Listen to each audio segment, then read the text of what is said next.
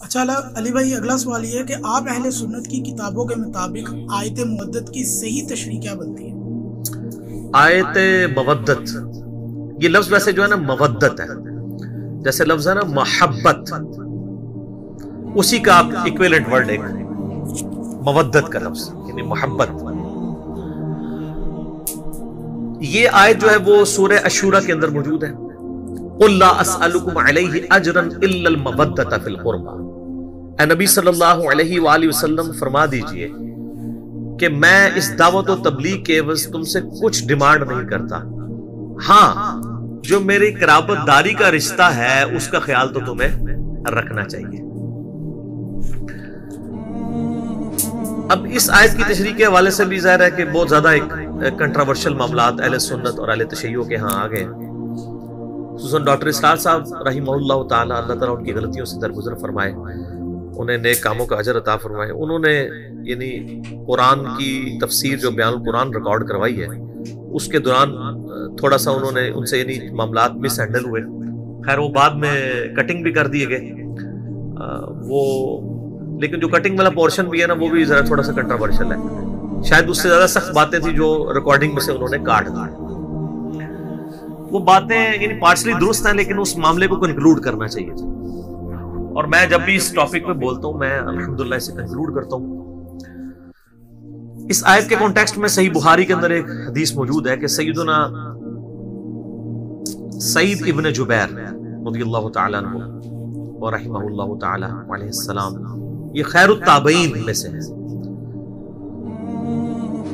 یعنی بڑے بڑے جو تابعین ہیں ان میں یہ آتے ہیں.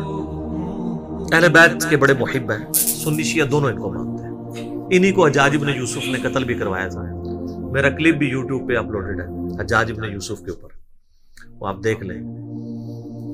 ان کے قتل کے بعد پھر وہ کسی کے اور کے قتل کے اوپر اللہ نے اس کو قدرت نہیں دی ہے. تو یہ ابن عباس کے پاس بیٹھے ہوئے تھے. صحیح بخاری میں حدیث ہے کہ کسی شخص نے آگے ابن عباس سے پوچھا کہ یہ جو آیت ہے قرآن میں قُلْ لَا أَسْأَلُكُمْ عَلَيْهِ أَجْرًا إِلَّا الْمَوَدَّةَ فِي الْقُرْبَى، اس سے مراد کون ہے؟ تو سعید ابن جبیر نے پہلے ہی جواب دے دیا عبداللہ ابن عباس کے جواب دینے سے. انہوں نے کہا اس سے مراد آل محمد ہے صلی اللہ علیہ وسلم. تو عبداللہ ابن عباس نے کہا کہ تم نے جواب دینے میں جلدی کی. نبی صلی اللہ علیہ وآلہ وسلم کا رشتہ قریش کے تمام خاندانوں کے ساتھ تھا. جب مطلب اب اگر بنو امیہ ہو، بنی عبد الشمس ہو، بنو عدی ہو، بنو تیم ہو، یہ سب کے سب قریش کے ہی قبیلے ہیں نا، تو سب کے ساتھ نبی علیہ السلام کا کوئی نہ کوئی رشتہ تو تھا. تو انہوں نے کہا کہ اصل میں اس آیت کا کانٹیکسٹ یہ ہے کہ چونکہ عرب کے اندر آپ کو پتا ہے رشتہ داری کا بڑا پاس رکھا جاتا تھا، حتیٰ کہ لوگ اس چیز کی پرواہ نہیں کرتے تھے کہ کسی کا مذہب کیا ہے. نبی علیہ السلام کی پشت پہ بنو ہاشم کھڑے رہے ہیں، اور بنو ہاشم میں سے کئی لوگ ایسے ہیں جنہوں نے اسلام بہت بعد میں قبول کیا، لیکن نبی علیہ السلام کو سپورٹ کرنے میں وہ کفار مکہ کے خلاف کھڑے رہے کیونکہ ایک قبائلی سسٹم تھا. تو اسی کی طرف یعنی اللہ تعالیٰ نے قرآن میں اشارہ کیا ہے کہ میں جو تمہیں دعوت و تبلیغ کر رہا ہوں اس کے بدلے میں تم سے کوئی دنیاوی منفعت تو نہیں چاہتا، لیکن کم از کم میری قربت، قرابت اور میری جو رشتہ داری تمہارے ساتھ ہے اس معاملے میں تو صلہ رحمی میرے ساتھ کرو نا، کہ میں تمہارا رشتہ دار ہوں. اب کم از کم اپنے آپ کو اتنا تو گرانا لو کہ جو عرب کی ٹریڈیشن کے اندر صلہ رحمی کے ایک معاملات پائے جاتے ہیں اس سے بھی تم روگردانی کر لو. تو ابن عباس نے کہا کہ اس سے مراد یہ ہے. اچھا، جبکہ اس کو اگر آپ دقت نظر سے دیکھیں یہ بیک وقت دونوں باتیں درست ہیں. سعید ابن جبیر نے جو بات کی ہے وہ بھی امپلائیڈ ہے اس کے اندر، کیونکہ اگر نبی علیہ السلام کفار سے یہ ڈیمانڈ کر رہے ہیں کہ میری جو تمہارے ساتھ رشتہ داری ہے اس کا خیال رکھو اور میرے ساتھ اس نے سلوک کرو، تو اس سے بدرجہ اولا یہ چیز اس میں امپلائیڈ ہے کہ میرے گھر والوں کے ساتھ بھی اس نے سلوک رکھا جائے، مسلمانوں سے یہ بات کی جائے. یعنی وہ جو دو تشریحات ہیں نا اس میں ایک تشریح تو یہ بنتی ہے یہ کافروں سے نبی علیہ السلام نے کہا ہے، دوسری طرف یہ کہا جاتا ہے اہل تشیع کی جانب سے کہ نہیں، یہ مسلمانوں کو کہا جا رہا ہے کہ نبی علیہ السلام نے جو تمہیں دعوت و تبلیغ کا کام کر کے تمہاری آخرت سنواری ہے، اللہ سے تمہاری معرفت کروا کے، اس کے اگینسٹ تم اہل بیت سے محبت کرو. تو اس کے اندر شامل ہے اگر نبی علیہ السلام کافروں سے یہ ریکویسٹ کر رہے ہیں کہ جو میری اور تمہاری رشتہ داری ہے اس کا ہی خیال کرو، تو مسلمانوں سے تو بدرجہ اولا وہ کہیں گے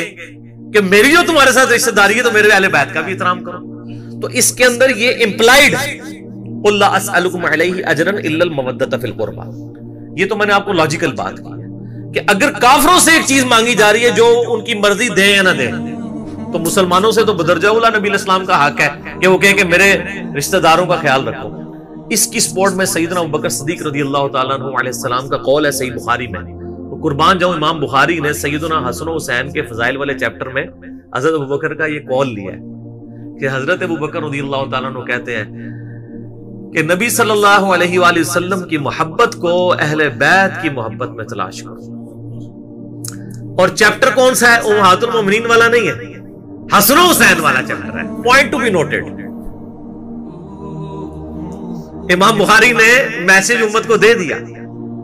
حسن و حسین علیہ السلام والے چیپٹر میں، جس میں وہ صحیح بخاری میں حدیث آتی ہے 3748 جس میں حسین علیہ السلام امام بخاری نے لکھا ہے، اس چیپٹر میں لے کے ہیں کہ محمد صلی اللہ علیہ وآلہ وسلم کی محبت کو، بلکہ الفاظ ہیں کہ محمد صلی اللہ علیہ وآلہ وسلم کے قرب کو تلاش کرو اہل بیت کی محبت میں، ان کے قرب میں، تو یہ اس کو سپورٹیو ہو گیا۔ اور یہ صرف خلیفہ اول سیدنا ابوبکر صدیق رضی اللہ تعالی عنہ علیہ السلام کا ایک سمجھ لیں فتویٰ نہیں ہے، اس کو سپورٹیو ایک حدیث بھی ہے جامع ترمذی کہ نبی صلی اللہ علیہ وآلہ وسلم نے فرمایا اللہ سے محبت کرو اس سبب کہ اس نے تمہیں نعمتوں سے نوازا ہے، اور مجھ سے محبت کرو کہ میں اللہ کا رسول ہوں، اور میرے اہل بیت سے محبت کرو کہ ان کی نسبت میرے ساتھ ہے۔ تو اب قُلْ لَا أَسْأَلُكُمْ عَلَيْهِ أَجْرًا إِلَّا الْمَوَدَّةَ فِي الْقُرْبَى میں جو سعید ابن جبیر تابعی نے تفسیر بیان کی تھی وہ سپورٹیو ہے مرفوع حدیث سے بھی نبی علیہ السلام کی اور موقوفاً سیدنا ابوبکر صدیق کے بھی، تو لہٰذا یہ دونوں معنی بے وقت درست ہیں۔ بہرحال اس میں غلو نہیں کرنا چاہیے، بیک وقت دونوں چیزوں کو آپ درست مان سکتے ہیں، کیونکہ وہ تو چھوٹی ڈاکٹرائن ہے، یہ تو اس سے بڑا معاملہ ہے کہ اگر کافروں سے نبی علیہ السلام کہہ رہے ہیں نا کہ میری رشتہ داری کا خیال رکھو، تو مسلمانوں سے نہیں کہیں گے؟ ہمارے تو ماں باپ سے لے کے قیامت تک آنے والی نسلوں پہ نبی علیہ السلام کا احسان ہے کہ ہمیں ہمیشہ کی کامیابیاں ان کی وجہ سے ملی ہیں،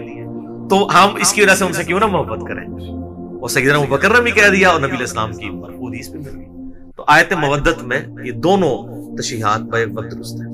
تو یہ لفظ ہے مودت، جیسے لفظ محبت اردو میں بولتے ہیں وہ بھی لفظ محبت ہے، بل اردو میں چل جاتا ہے، عربی میں مطلب میں علماء کے لیے عرض کرتا ہوں، لیکن آج دیکھ رہے میری ٹون اس طرح کی نہیں ہے، میں آج حمدی صاحب والے سٹائل میں بات کر رہا ہوں تاکہ کسی طریقے سے چلے بات پہنچ جائے۔